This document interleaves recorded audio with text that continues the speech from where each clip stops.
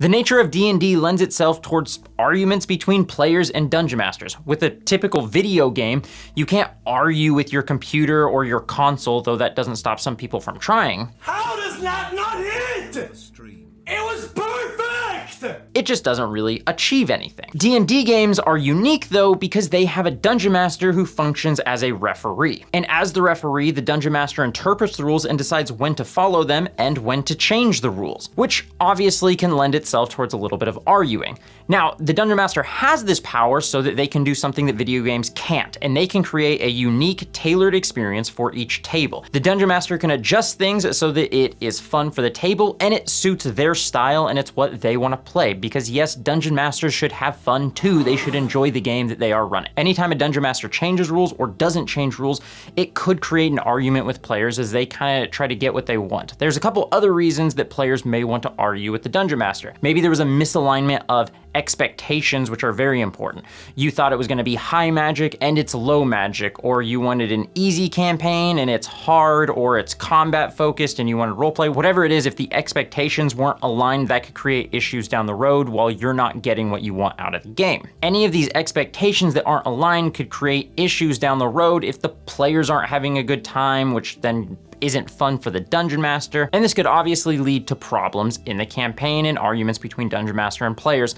The last main reason that I see that there are problems with players and dungeon masters or arguments that break out is sometimes you just have a problematic player. Doesn't necessarily mean that they're a bad player, but there are a lot of reasons that a player could be problematic. The player might have a min-maxed character that does more damage than the rest of the party combined, which is creating an issue because everyone else doesn't feel useful. And as a dungeon master, you might use your power to nerf that character to make everyone else feel useful again. But that could obviously lead to that player having issues that you ruined their character. It could also be main character syndrome, where they think it's all about them and they steal the spotlight. Now you might be thinking, how do I fix these problems? And the answer is actually pretty easy. It's communication. You have to talk to your players. But there are a couple reasons that just talking about it doesn't work. And I'm gonna talk about how you should go about that and reasons why it doesn't always work. For starters, your conversation should typically be one-on-one.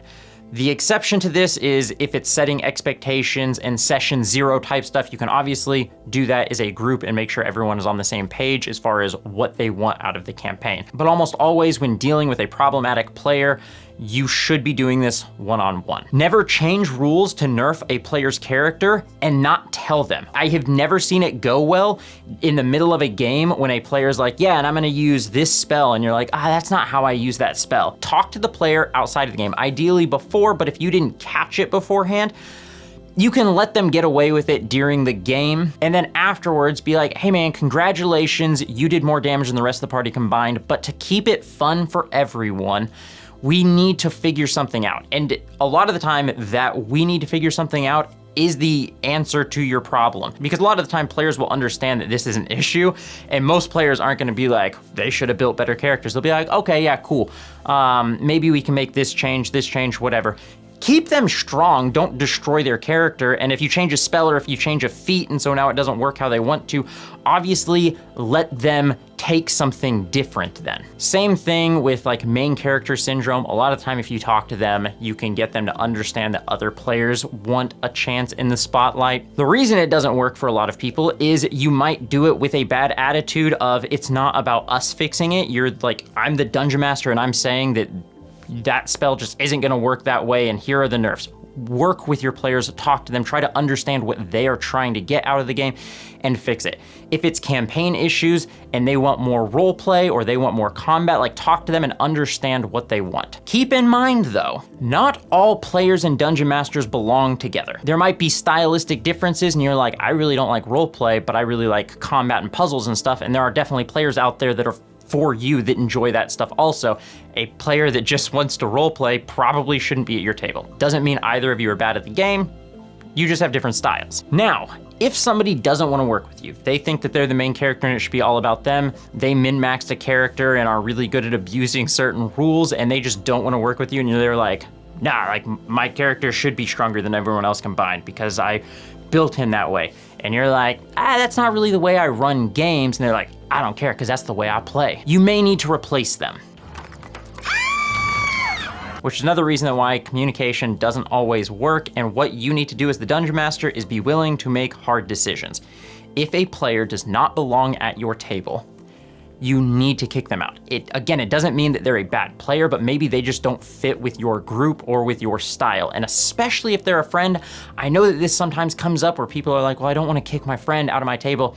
If they are your friend and it is damaging your relationship because you guys keep arguing about the game, respectfully just be like, hey, I don't think we can play D&D together because we are interested in two very different things about the game. Because there's a lot to D&D. And it's okay, you can do that. That is probably the best thing for your relationship. If you don't know the person, it makes it even easier to just be like, hey, I think you should go find another group. And maybe they work fine with you, just not the rest of the players at the table, where it's like, you want a lot of role play, I'm okay doing role play, but nobody else at the table is. And so if I run another campaign, I'll let you know, I just don't think you should stay in that group. Now, that doesn't mean that somebody that loves combat and somebody that loves roleplay cannot play in the same table. If everyone can be mature and they all have a good time letting other people do what they find fun, totally fine. We're only talking about if there are issues where it is ruining the experience, where some people are like, man, Bob keeps destroying the games. Every time we try role-playing, Bob just destroys it because he's not patient enough to let us have a 10-minute conversation. He's like, no, let's go into a fight, right? This is what we're talking about. And so I guess in this instance, Bob hates roleplay